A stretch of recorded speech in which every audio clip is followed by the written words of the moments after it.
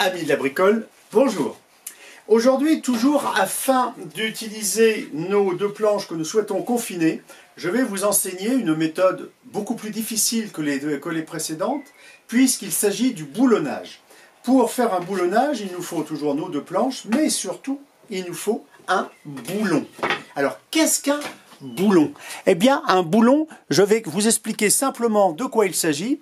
D'une part, vous avez une vis que vous avez ici, et d'autre part, vous avez un écrou. Lorsque vous assemblez la vis et l'écrou ensemble, cela forme un boulon. Facile, n'est-ce pas? Alors maintenant, nous allons transpercer, après l'avoir anesthésié, cette planche à l'aide de notre vis. Voyez-vous, c'est très simple à faire.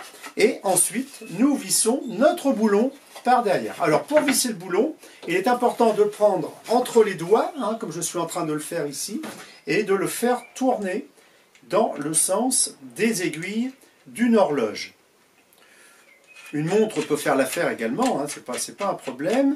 Et voilà, je fais tourner, et vous voyez, de façon assez miraculeuse, bien qu'il n'y ait pas de magie dans tout ça, c'est de la pure technique, de la science à état pur, nos deux planches sont à présent confinées. J'obtiens évidemment un crucifix au choix, mais je peux aussi m'en servir pour battre le linge, comme matraque. Je peux aussi m'en servir pour me pincer le nez, bien que ça ne serve strictement à rien. Enfin, il y a de nombreux usages. Mais, me direz-vous, toute la difficulté, c'est, une fois que j'ai posé ce boulon, puis-je l'enlever? Puis-je enlever le boulon que j'ai posé? Bonne question. Eh bien, ma réponse est oui. Pour cela, nous allons utiliser un tout petit outil que nous avons tous et toutes dans nos sacs à main, dans nos trousses à maquillage, dans la boîte à gants de l'automobile, qui est le coupe-boulon. Le coupe-boulon est un petit objet simple qui va nous permettre de nous débarrasser du boulon que nous voulons nous visser, si, par exemple, nous ne voulions plus que ces deux planches soient fixées ensemble. Donc, à l'aide du coupe-boulon, nous allons pouvoir couper le boulon et ainsi, nos deux planches vont retrouver leur liberté, elles cesseront d'être confinées.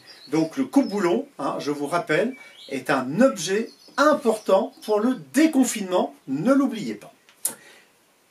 Bon bricolage et à une prochaine séquence.